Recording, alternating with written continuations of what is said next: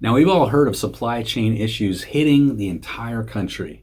Lots of things happening because of COVID, breaking down the supply chains. So, is this impacting real estate? It absolutely is impacting real estate. It's impacting builders, it's impacting all kinds of vendors that are tied to real estate.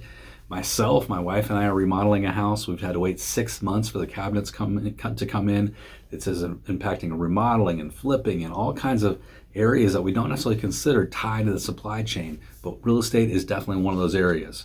So how can we use this? Here's one way we can use it when we're out prospecting is talking about supply chain issues because everybody can identify with it right now.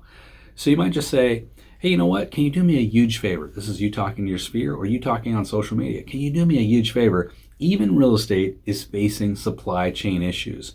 We're facing very low inventory compared to most years and huge buyer demand, okay? So if you see any for sale by owner sign, any for rent by owner signs, you see a vacant building, a building that, or even a piece of vacant land that you've seen come available, even a for lease sign, would you do me a favor, take a quick picture of that and shoot it over to me so I can make contact with the property owner and see if they may consider selling at some point.